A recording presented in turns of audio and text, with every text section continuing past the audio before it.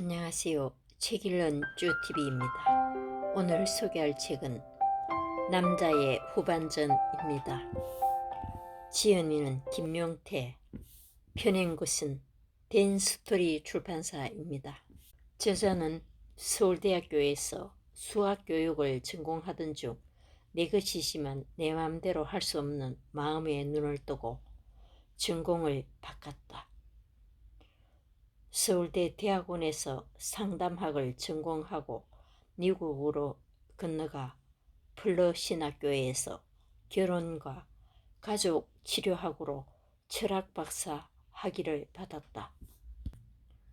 횃불 트리니티 신학대학원 대학교에서 기독교 상담학을 가르치고 있다. 이 책은 한마디로 중년 남성들의 가정에서 제자리 찾기로 말할 수 있겠습니다. 요즘 읽은 책 중에 가장 재밌게 읽은 책입니다. 지금부터 책 속으로 들어가 보겠습니다. 인생을 바로잡을 수 있는 마지막 기회. 파워 소스가 사라지는 중년기. 남자는 자존심으로 산다고 한다. 대개 남자의 자존심은 가진 파워에 비례한다. 돈이나 권력, 명예가 높을수록 자존심이 강하다. 그러나 대부분의 사람이 중년에 이르면 이 모든 것을 제공했던 직장에서 떠나야 한다. 버틸 때까지 버텨보지만 언젠가는 떠나야 한다.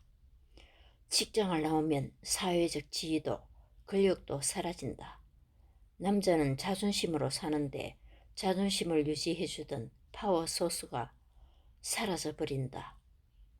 이렇게 돈이나 지위, 권력에 파워 소스를 두고 살아온 사람들은 자연스레 중년의 위기를 겪게 된다. 게다가 몸도 이전 같지 않다. 흰머리와 주름살이 하루가 다르게 늘고 몸은 점점 볼품없어진다.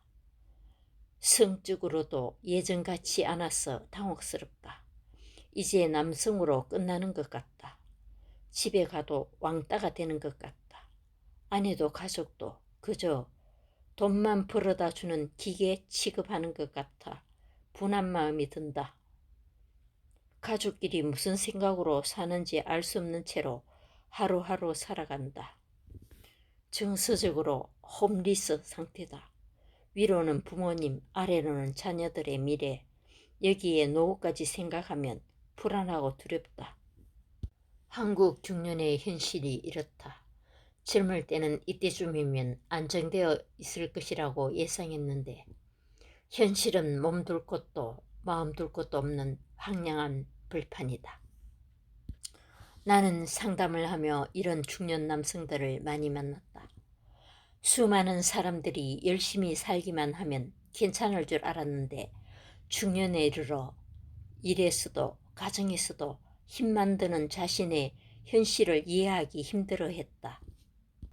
많은 문제가 얽혀있는 중년은 인생의 내리막길이 아니라 문제였던 인생을 바로잡을 수 있는 마지막 기회다. 인간은 태어나서부터 죽을 때까지 발달 단계로 획득해야 할 마음의 자산을 잘 획득하면 정체성을 갖추면, 그렇지 못하면 어른이어도 덩치만 큰 아이다. 중년기는 어른이 될 수 있는 인생의 마지막 기회다. 이 시기를 어떻게 보내느냐가 남은 인생을 성숙하게 살지 위기 속에서 빠지게 할지 결정한다. 부모, 자녀 세대 사이에서 정체성을 잃다. 한국 사회의 갈등 지수는 무척 높다. 한국 사회의 갈등과 세대 간의 차이는 갓선 할아버지와 완고한 아버지, 휴대전화를 손에서 놓지 못하는 아이 3대로 표현할 수 있다. 갓선 할아버지는 전통사회, 보수적인 아버지는 산업사회, 휴대전화를 손에서 못 놓는 아이는 정보화 사회를 상징한다. 전통사회와 산업사회, 정보화 사회가 한꺼번에 있는 나라가 한국이다. 어떻게 보면 대단한 나라이고 다르게 보면 아주 슬픈 나라다. 세대 간의 갭이 많다는 얘기는 세대 간의 대화가 안 된다는 뜻이다. 나이가 먹을수록 세대차가 커지면서 윗세대는 젊은 세대에게 말이 먹히지 않아 파워의 위기를 느끼고 젊은 세대는 숨막혀 한다. 각각의 세대를 산 사람들은 각자의 주제가 있다. 전통사회를 사는 할아버지 세대의 사람들은 생존, 서바이벌이, 산업사회를 사는 아버지 세대의 사람들은 정체성, 아이덴티티, 그리고 정보화 사회를 사는 아이 세대는 재미, 펀, 중요하다. 생존으로 사는 사람들은 오직 살아남는 게 목적이다.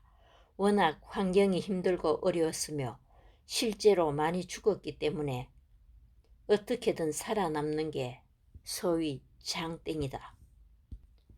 그래서 이러한 사람들의 생각과 정신세계에는 개똥밭에 굴러도 이성이 낮다는 식의 생각이 많다. 그래서 생존 중심의 삶을 사는 사람에게는 원칙이 없는 경우가 있다. 이들은 원칙을 지키면 죽을 수 있다고 생각한다. 아내에겐 찬밥 신세. 중년 남자들이 아이들에게 밀리는 모습은 식탁에서 주로 나타난다. 회사 임원인 사람이 상담을 왔다. 능력도 있고 남성적이고 포용력이 있어 회사에서도 인정받는 사람이고 직원들도 이 사람하고 일하는 것을 좋아할 정도이다. 그런데 집에만 가면 아내에게 서운함을 느낀다 했다. 그것도 다른 문제가 아니라 닭다리 때문이었다. 보통 치킨을 시키면 닭다리가 2개인데 부인은 아들에게 하나는 딸에게 줬다. 한두 번도 아니고 매번 그러는 아내의 행동에 대한 불만이 누적되면서 이 사람은 너무 힘들어졌다. 이분이 하는 얘기가 닭다리를 먹고 싶어서 아내에게 섭섭하기도 하지만 꼭 그것 때문만은 아니다. 아예 닭다리를 나에게 줘서 내가 하나는 딸을 주고 하나는 아들을 주게 하면 괜찮을 것 같다고 했다. 나는 부인에게 말을 하라고 했다. 그러나 이 사람은 그런 말은 할 수가 없다고 했다. 남자로서 위신이 있지. 어떻게 먹는 것 가지고, 그것도 자식이 먹는 것을 가지고 얘기를 하느냐고 반문을 했다. 이 사람에겐 그런 말을 하기가 어려운 이유가 있었고 나는 상담을 통해 그 부분을 다루었다. 그리고 드디어 이분이 아내에게 얘기를 했다. 그랬더니 부인이 깜짝 놀라더란다. 남편과 30년을 살았는데 자기 남편은 능력 있고 남성적이고 자기가 불평해도 웬만한 건 다 받아주고 너그럽고 이해심이 많은 사람이라고 생각했기 때문에 닭다리 때문에 서운해하리라고는 한 번도 생각해 본 적이 없었던 거다. 부인은 그걸 왜 진작 말을 안 했느냐며 바로 남편에게 닭다리를 주었다. 그때부터 이 사람이 닭다리를 먹을 수 있게 되었다. 자네에겐 명목상 아버지. 당신은 집에 오면 TV만 보느냐? 남자들이 집에서 많이 듣는 소리다. 집에 있는 시간도 많지도 않은데 집에 있을 때라도 가족들과 얘기도 하고 외식도 하면 좋은데 사실 얘기를 시작하면 싸움이 되는 경우가 많다. 말을 하다 보면 아이에게는 성적 얘기를 하게 되니 아이가 싫어하고 아내에게는 잔소리가 되니 할 말이 없기도 하다. 대학 없으니 서로 무슨 마음으로 하루하루를 살고 있는지 무엇을 위해 살고 있는지 그렇게 사는 것이 가족과 무슨 관계가 있는지 모른다. 삶에 대한 청사진이나 방향에 대하여 서로가 모른 채 그냥 살게 된다. 이런 것이 공유되어야 함께 살아가는 의미가 있는데 대화를 나누지 않으니 같이 살지만 함께 살지 않는 것과 같다. 남자들이 집에 늦게 들어오면 아이들 얼굴 보기가 어렵다. 그러다 보니 부인을 통해 애들의 상태를 듣게 된다. 부인을 통해 듣는 아이들의 얘기엔 부인이 가지고 있는 가치관이나 오리엔테이션이 개입된다. 그러니 인포메이션이 정확하지 않을 수 있다. 상황을 모르는 남편 입장에서는 아내 말만 듣고 아이가 큰일이라는 생각을 하게 된다. 이렇게 간접적 관계를 계속하다 보면 아버지는 말로만 아버지가 된다. 명목상 아버지다. 자기 주도성. 아기가 태어난 후 3년 사이에 심리적 기초가 세워진다. 이때 심리적 기초가 잘 형성되어 신뢰와 자율성이 발달된 아이들은 어른 말을 잘 안 듣는다. 말을 안 듣는다는 얘기는 자기가 하고 싶은 게 뚜렷하다는 얘기다. 어린 아이들이 엄마 말을 안 듣고 떼를 쓰는 것은 자기가 원하는 것을 현실화하려는 노력이다. 애들 입장에서는 큰 싸움이다. 이런 대단한 일을 하는 아이를 다시는 떼를 못 쓰게 기를 꺾어 놓는 부모들이 있다. 부모에게 기가 꺾인 아이는 말 잘 듣는 아이가 된다. 말을 잘 듣지 않았다가는 부모에게 야단을 맞고 미움을 받는다. 감당하기 어려운 시련이다. 이때 아이는 생존하기 위해 자율성과 주도성을 포기한다. 아이를 힘으로 눌러서 말을 잘 듣게 만들었다는 뜻은 엄마 아빠가 건강하지 않은 사람이라는 뜻이다. 아이는 이런 부모를 신뢰하지 못한다. 주도성이 발달되지 않는 상태로 성장하면 무기력해진다. 주도성이라는 특성은 자기 자신을 꾸려갈 수 있는 힘이다. 불확실한 세상을 살아가려면 언제나 자기 안에 주도성이 있어야 한다. 자유의지가 필요하고 자유로운 영혼이 필요하다. 주도성이 확실한 사람이 근면해진다. 하고자 하는 일을 이루고 싶기 때문이다. 뭔가 성실하게 하는 행동이 근면성인데 이는 영어로 보면 믿음이 충만한 사람이란 뜻이다. 믿음이 충만하지 않으면 성실하게 못한다. 뭔가 꾸준하게 하는 사람은 일단 발달 과업 차원에서 보면 주도성이 해결된 사람이다. 주도성 문제가 해결 안 되면 무기력으로 가게 되고 근면해지지 않는다. 뭐를 해도 하다 말다 하면서 성취해내는 것이 없고 그런 자신에게 자괴감을 느낀다. 그러면서도 잘하고 싶은 욕구는 있다 보니 이런 현실이 괴로워 이를 피하려고 중독에 빠진다.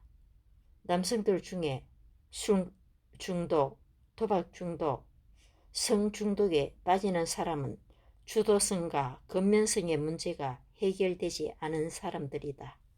가장 중요한 것은 눈에 보이지 않는다. 눈에 보이는 것 중심, 업적 중심의 삶에서 사람 중심으로 관점을 바꿔야 한다. 한 생명이 천하보다 귀하다는 시각을 가져야 한다. 어차피 중년이 지나고 노년으로 갈수록 주변에 사람이 없으면 살 수가 없다.